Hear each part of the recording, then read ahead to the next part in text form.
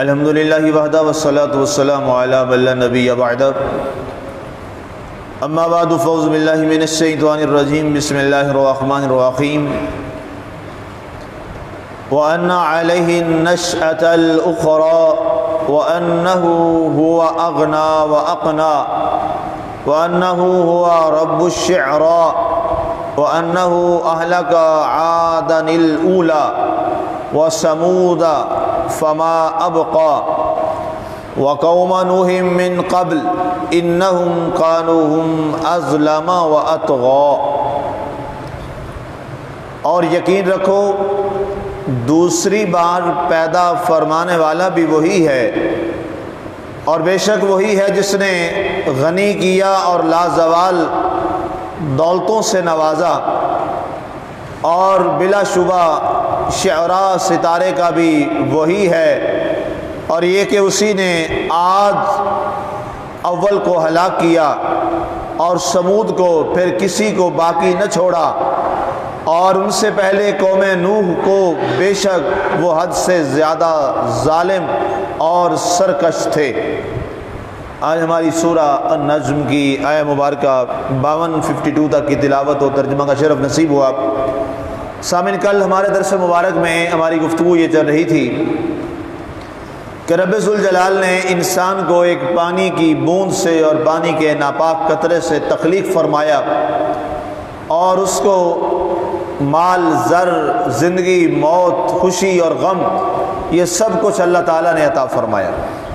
اس کے بعد آگے ارشاد ہوا کہ مرنے کے بعد جو نشأ ثانیہ جسے کہا جاتا ہے کہ مرنے کے بعد دوبارہ اٹھایا جانا، دوبارہ جب سب کو زندہ کیا جائے گا اور قیامت کا منظر نامہ سامنے ہوگا اور میزان لگے گا، اس کا ذکر اللہ نے فرمایا آج کے ہمارے درس مبارک میں۔ وَأَنَّ عَلَيْهِ النَّشْأَةَ الْأُخْرَى، کہ دوبارہ پیدا کیا جانا، نشأۃ ثانیہ، اور دوبارہ تمہیں زندہ کیا جانا جو ہے، یقین رکھو یہ کرنے والا بھی کون ہے؟ اللہ تعالیٰ کی ذات ہے۔ یہ بنیادی طور پہ ان لوگوں کے اعتراض کا جواب ہے۔ کفار بار بار حضور صلی اللہ علیہ وآلہ وسلم سے یہ کہا کرتے تھے کہ اے محمد صلی اللہ علیہ وآلہ وسلم، یہ جو آپ فرماتے ہیں، آپ کہتے ہیں کہ جی دوبارہ زندہ کیا جائے گا مرنے کے بعد، یہ کیسے ہو سکتا ہے؟ کوئی قبر میں پڑ گیا تو مٹی میں مٹی ہو گیا، کسی کو آگ لگا گئی تو اس کی خاک ہوا میں اڑا دی گئی، اس کی راکھ بن گئی، اور کوئی جو ہے وہ پانی میں ڈوب گیا، اس کو وہاں کے آبی جانوروں نے کھا کے ختم کر دیا، اور کسی کو جناب کس انداز میں ختم کر دیا گیا۔ تو جب اس کا وجود ہی باقی نہ رہا، وہ کوئی راکھ بن گیا، کوئی کیڑوں کی خوراک بن گیا، کوئی آبی جانوروں کی خوراک بن گیا، اور اس کے بعد اس کا ڈھانچہ ختم اور ہڈیاں باقی رہ گئیں، اور آگ میں تو ہڈیاں بھی باقی نہ رہیں، کیا وہ دوبارہ بھی کبھی زندہ ہو سکتا ہے؟ یہ کیسے ممکن ہے؟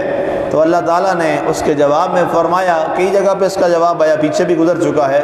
اللہ نے فرمایا جب ہڈی بھی نہیں تھی، جب راکھ بھی نہیں تھی، کچھ بھی نہیں تھا، اس وقت اگر اب میں نے تمہیں پیدا کر لیا ہے تو اب پیدا کرنا تو اور زیادہ آسان ہو گیا۔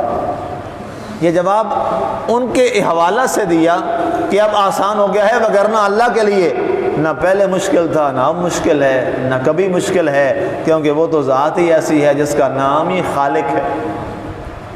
اب جو ہو ہی خالق، اس کے لیے پیدا کرنا کہا کیا مشکل؟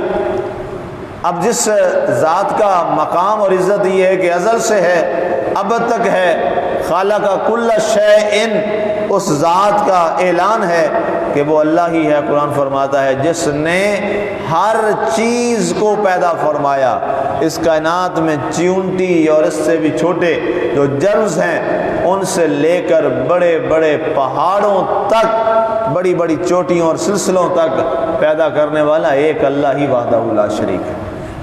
تو فرمایا جس نے یہ سارا نظام کائنات پیدا کیا ہے، تو اس کے لیے دوبارہ زندہ کرنا کون سا مشکل ہے؟ وہ تمہیں دوبارہ اٹھائے گا، وہ تمہیں دوبارہ زندہ کرے گا۔ اور اگر صرف مر کے ختم ہونے والا معاملہ ہوتا تو پھر دنیا میں جزا اور سزا اور نیکی اور برائی کا تصور ہی ختم ہو جاتا۔ دنیا میں نیکی اور برائی کا تصور ہی سمجھ تب آتا ہے جب یہ پتہ ہو کہ کل اس کا کوئی بدلہ ملے گا، کوئی جزا ملے گی، کوئی سزا ملے گی، نیکیوں والوں کو اچھا صلہ دیا جائے گا۔ اگر طالب علم کو یہ پتہ ہو کہ میرا امتحان ہی نہیں ہونا، بتائیے وہ طالب علم کبھی پڑھے گا؟ اس کی مثال ابھی ہم نے دیکھی، ہمارے منسٹر ایجوکیشن نے اعلان کیا جی سارے بچے پروموٹ ہو جائیں گے، کسی کے گھر میں، سارے گھروں میں بچے، کسی ایک بچے نے پڑھا ہے؟ کیوں نہیں پڑھا؟ یہی بچے تو پہلے بڑی جناب رات تک پڑھتے تھے، تیاری کرتے تھے، ٹیوشنیں پڑھتے تھے، اسکولوں میں، کالجز، یونیورسٹی میں جاتے تھے۔ کیوں؟ امتحان دینا ہے۔ اب جب اعلان ہوا کہ امتحان نہیں ہوں گے تو کسی بچے نے کتاب کھول لی؟ کیوں؟ اس لیے کہ پڑھنے کا فائدہ ہی کوئی نہیں ہے، امتحان ہی نہیں ہونا۔ حالانکہ پڑھنا چاہیے تھا، نہیں پڑھا۔ کیوں نہیں پڑھا؟ کہ امتحان نہیں ہوگا، سوال نامہ نہیں آئے گا، پوچھا نہیں جائے گا کیا چیز ہے، یہ سوالات نہیں آئے گے۔ تو جب آخرت میں حساب و کتاب ہی نہ ہوتا، جب سوال و جواب ہی نہ ہوتے، جب دوبارہ زندہ کر کے میزان ہی نہ لگایا جاتا، تو کیا دنیا میں کوئی نیکی کرتا؟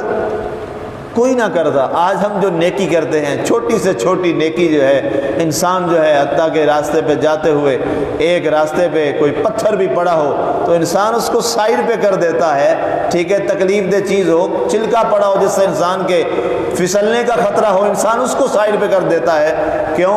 اللہ کے رسول نے فرمایا یہ بھی نیکی ہے، یہ بھی اجر ہے۔ انسان سوچتا ہے ہو سکتا ہے قیامت والے دن یہی چھوٹی سی نیکی میرے کام آ جائے۔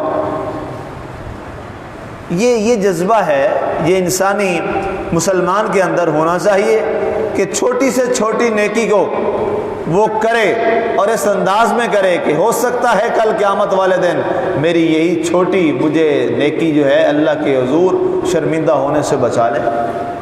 تو فرمایا دوبارہ زندہ کیا جانا یہ انسانوں میں اچھائی اور برائی کے نظام کو مضبوط کرنے کے لیے کہ لوگ برائی سے بچیں اور نیکی کی جانب بڑھیں۔ آگے ارشاد فرمایا وَأَنَّهُ هُوَ أَغْنَى وَأَقْنَى، اور بے شک وہی اللہ ہے جس نے غنی کیا اور لازوال دولتوں سے سب کو نوازا ہے۔ اللہ کی ذات وہ مالک الملک ہے، وہ خزانوں کا مالک ہے جس کے پاس ساری کائنات کے خزانے ہیں، اور اللہ تعالیٰ وہ غنی ہے۔ ہر چیز، غنی کا معنی کیا ہوتا ہے؟ جو ہر چیز سے بے نیاز ہو جائے، اسے کسی کی کوئی پرواہ ہی نہ ہو، بے نیاز ہو، غنی ہو۔ اور اللہ نے فرمایا میں غنی ہوں اور وَأَقْنَى، اور سب کو جو لازوال دولتیں عطا فرمانے والا ہوں۔ فرمایا میں اللہ ہوں۔ اور یہ اس لیے فرمایا کہ جب تیرے پاس مال و زر آ جائے، دولت آ جائے، تو پھر اپنی ذات کو اور اس ذات کو مت بھول جانا کہ دولت آ گئی ہے۔ یاد رکھنا یہ دولت سونے کا چمچہ تو کوئی بھی لے کے پیدا نہیں ہوا۔ فرمایا آنے کے بعد سارے خالی ہاتھ آئے اور خالی دامہ آئے، حتیٰ کہ اتنے غریب الوطن ہو کے دنیا میں آئے کہ جسم پر لباس اور کپڑا بھی نہیں تھا۔ اللہ فرماتا ہے آج اگر دولت آ گئی ہے، آج اگر لباس آ گیا ہے، سب کچھ آ گیا ہے، تو یہ عطا ہے تیرے رب ذوالجلال کی، اس کو مت بھولیے گا۔ ہم تو ننگے بدن آئے تھے دنیا میں، یہ اللہ کی کرم نوازی ہے، اس کی شفقت ہے، اس کا کرم ہے کہ اس نے ہمارے بدن کو ڈھانپنے کے لیے ہمیں کپڑے عطا فرما دیے۔ ہم دنیا میں آئے تھے، کوئی خوراک نہیں تھی، کوئی جمع پونجی نہیں تھی، یہ رب کا کرم ہے کہ اس نے ہماری بچپن میں خوراک کا بندوبست کر دیا۔ اتنے ہم بے آسرا اور اتنے کمزور تھے کہ اپنے لیے تو اپن جو پانی ہے وہ بھی اٹھا کے خود نہیں پی سکتے، ماں کے ذمہ فیڈ کرنا لگا دیا، ہماری خوراک کا بندوبست ماں کے پاس کر دیا، اور اس کے دل میں محبت پیدا کر دی، وہ خود کھائے کہ نہ کھائے، اولاد کی اتنی رب نے محبت اس کے دل میں ڈالی کہ وہ اپنے بچے کا خیال رکھتی، خود بھوکا رہ کے بھی اپنے بیٹے کا اور اپنی اولاد کا، بیٹی کا خیال رکھتی ہے۔ اللہ تعالیٰ یہ محبت کس نے ڈالی؟ یہ محبت ڈالنے والی بھی اللہ کی ذات سے۔ اگر وہ محبت ہی نہ ہوتی تو بچہ تڑپتا رہتا، روتا رہتا، کوئی انتظام ہی نہ ہوتا، کچھ بھی نہ ہوتا۔ ایک دفعہ موسیٰ علیہ السلام، یہ اسرائیلیات میں روایات میں بیان کی جاتی ہے، سمجھنے کے لیے بہت اچھی بات ہے۔ انہوں نے سوال کیا کہ اے رب ذوالجلال،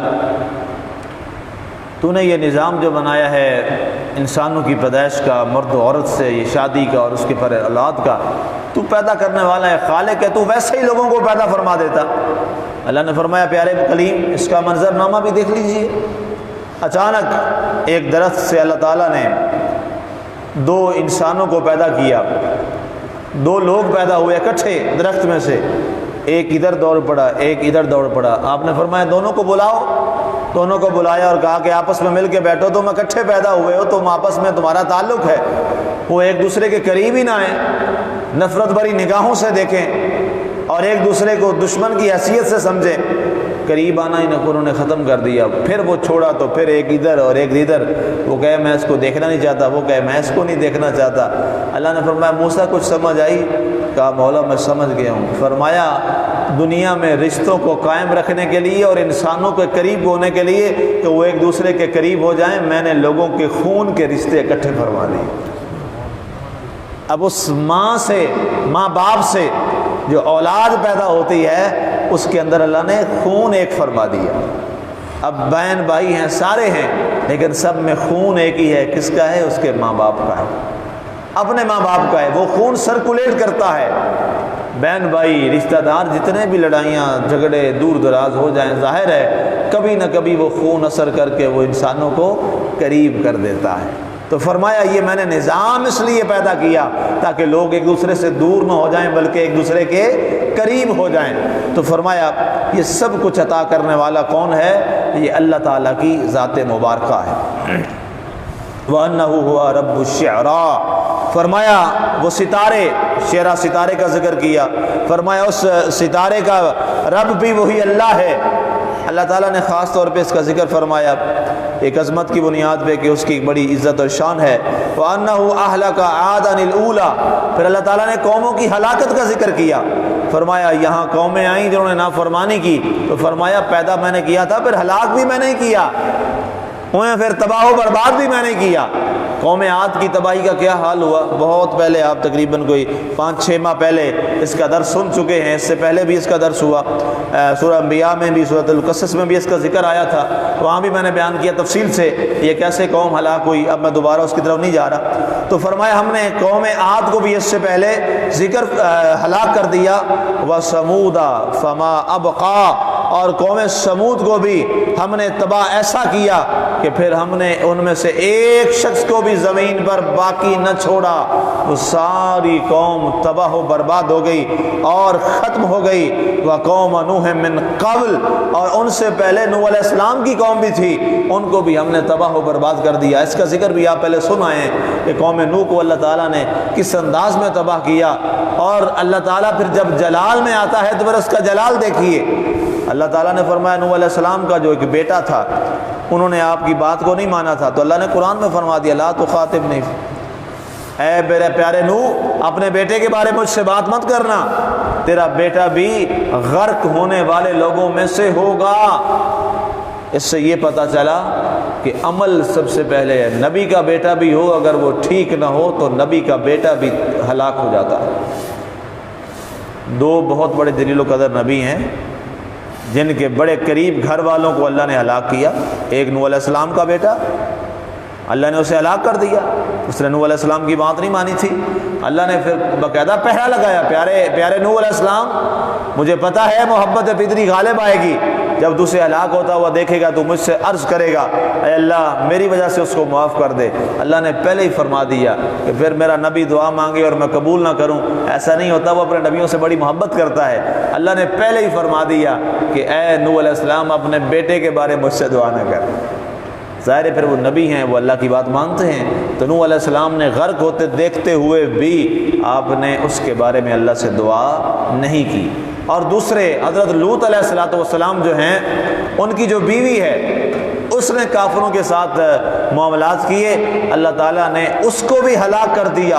اور اللہ نے فرمایا پیارے نوح علیہ السلام اپنی بیوی کو چھوڑ کر اپنی صاحبزادیوں کو اپنے ساتھ لے کر، آپ کی ساری صاحبزادیاں تھیں، اپنی صاحبزادیوں کو لے کر آپ فلاں جگہ چلے جائیے، لیکن اپنی بیوی کو ساتھ لے کر مت جائیے، یہ آپ کی بیوی بھی ہلاک اور تباہ ہونے والوں میں سے ہے، اور اللہ نے اسے ہلاک کر دیا۔ بیوی اور بیٹے سے بڑھ کے کوئی اور رشتہ ہوتا ہے؟ کتنا قریب کا رشتہ ہے، لیکن انہوں نے نافرمانی کی۔ نبیوں کیا، نبی کا بیٹا، نبی کی بیوی، اللہ تعالیٰ نے اسے بھی تباہ و برباد اور ہلاک فرما دی۔ تو اس لیے اللہ نے فرمایا اس سے پہلے ہم نے نوح علیہ السلام کو بھی اور ان کی جو قوم تھی اس کو ہم نے ہلاک کیا۔ انہم کانوا ہم اظلم واطغی، وجہ کیا تھی کہ ہم نے انہیں ہلاک کیوں کیا؟ کہ وہ سب سے بڑھ کے ظالم تھے، وہ سب سے بڑھ کے سرکش تھے، اور ان کی سرکشی اور ظلم کی بنیاد پہ نوح علیہ السلام نے کتنے 100 سال تبلیغ فرمائی، اور تبلیغ فرمانے کے بعد میں نے بتایا تھا اس وقت اس کی تعداد کہ صرف جو ہے وہ 312، 311 اور 313 یہ 2 روایتیں ملتی ہیں کہ، اور ایک روایت جو ہے وہ 350 کی ہے۔ اس وقت میں نے یہ اس کی ساری تعداد بتائی تھی آپ کو۔ اتنے سارے صرف لوگ مسلمان ہوئے 900 سال تبلیغ کرنے کے بعد۔ پھر اللہ کو جلال آیا اور اللہ تعالیٰ ناراض ہو گیا کہ میرا نبی یہاں آ کر کتنے 100 سال، 10 صدیاں ان لوگوں کو تبلیغ کرتا رہا، اور یہ اتنے بدبخت لوگ تھے کہ یہ ٹس سے مس نہ ہوئے۔ اللہ نے پھر طوفان کا بندوبست کیا اور طوفان کو پانی کا حکم دیا اور ساری قوم کو تباہ و برباد کر دیا، اور آپ کی جو کشتی تھی اس کو اللہ تعالیٰ نے جودی پہاڑ کے برابر، اتنا بڑا طوفان تھا کہ آپ کی جو کشتی مبارک تھی، اللہ تعالیٰ قرآن میں فرماتا ہے کہ ہم نے آپ کی کشتی کو جودی پہاڑ کے برابر وہاں پر کھڑا فرما دیا۔ اتنا طوفان تھا، پھر روئے زمین پر کچھ بچا نہیں تھا، صرف جو کشتی میں سوار تھے اللہ تعالیٰ نے انہیں اپنے نبی کے ساتھ محفوظ رکھا۔ اللہ کی ذات ہمیں اس کے حضور جھکنے اور اس سے ہر لمحہ معافی مانگنے کی توفیق عطا فرمائے، اور اپنے خالق و مالک سے رشتہ مضبوط کرنے کی توفیق عطا فرمائے۔ آمین۔ وما علینا الا البلاغ المبین۔